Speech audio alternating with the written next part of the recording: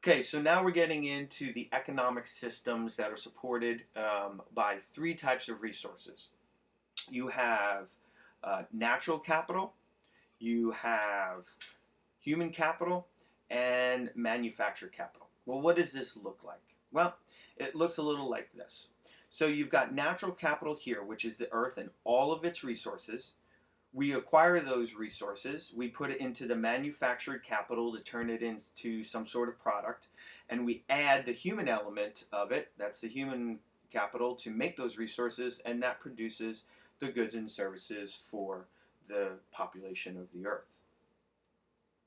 Just a real quick thing from your book, it shows that from 1970 to 2008, the gross world product per person has gone up. It looks like nearly close to $8,000 per person in buying products. And because of this, this now puts a strain on our resources that are around the world. Your economic growth and economic development are three things. Without to get economic growth, you need to increase capacity of supply goods and services.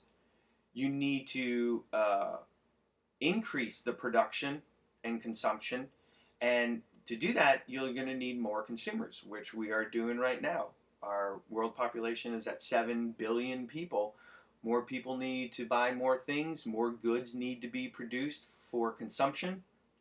And the economic development, you want to make sure that you improve the living standards. Just because we're increasing in our world's population doesn't mean that we should go down in our living standards. Our technology is getting better where we can better our living standards. But most importantly, we want to live with environmentally sustainable economic development. And we'll talk about that and what that means here in just a minute. So economics. This is the study of how people use limited resources to try to satisfy their unlimited wants. This is the Western worldview. We want to buy because we like everything big. We like everything glorious and grand, and we buy in excess.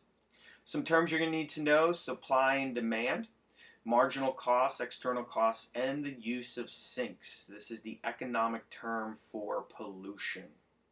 Okay? Now, who's this guy? Right here. It's the Monopoly Man. So let's take the economic side of acquiring coal. Okay? So this little guy right here, he's trying to get coal. And this graph basically shows that the amount of coal, if the amount of coal is high, okay, the cost to remove it is low. And as we then take away and extract more coal, this red line, the cost of getting it increases and increases and increases, to the point where eventually, if our coal supplies get so low, it's not even going to be cost benefit. The supply and demand, it won't be cost efficient to go out and acquire the coal anymore, because you're going to have, it's going to be more scarce. You're going to have to probably dig deeper, use better tools. And so right now what you want to do is you want to, with your resources, stay within the optimum level of resource use, one that benefits the cost of getting it as well as maintaining enough of the resource. Let's look at it a different way. Okay, so here is your supply and demand curve. Here is your demand curve, and here is your supply curve. Whoops. Okay, so what we've got is the demand for oil. All right, we've got a lot of it. The demand for oil is high if the cost is low, if the supply is low. All right, as you go up your supply curve, as you increase your supply, okay, your demand for it won't be as high. It'll decrease. You want to find this point right here, this optimal curve, this optimal point right there. And this is the market equilibrium that says that the quantity of oil that suppliers are willing to sell is the same as the quantity that the buyers are willing to buy. So again, as our supply, demand and supply change, the price of oil changes. Right now, if there's a lot of demand, the price is going to be low. If there's not a lot of demand, the price of it is going to be high. And the same holds true for pollution. As companies build stuff, they obviously cause pollution. All right, so the cost of pollution becomes expensive.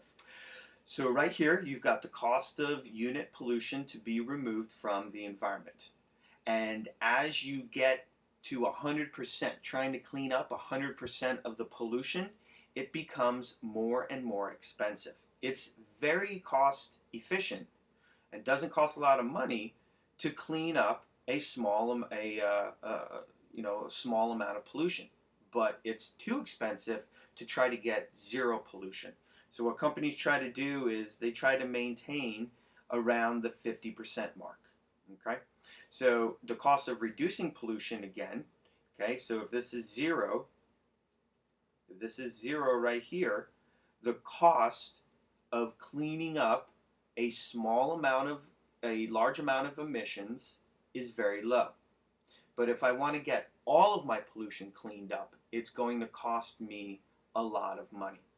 Take, for example, you break a glass, okay?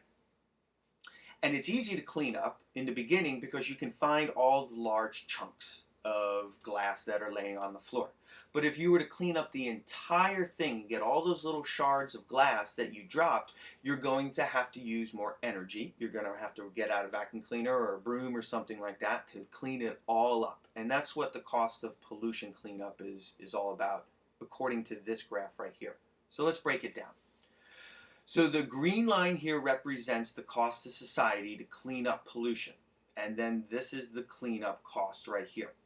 This is the sum, the blue one is the sum of both curves. So as I have if I want to clean up, sorry about that, guys. If I want to clean up 100% of my pollution, it's going to cost me a lot of money. If I want to clean up, say, 25% of the pollution, it's not going to cost me a lot. But it will cost me a lot if I want to clean up 100% of the pollution. So right now, you get into this area here where you wind up getting basically what manufacturers, the government, and people feel is the middle of the road, where they feel is the best to clean up pollution as well as making it not too expensive to clean up. So again, the more pollution, if you want to clean up 100% of your pollution, it's going to cost you a lot of money. If you want to only clean up a little amount of your pollution, it's not going to cost you a lot of money.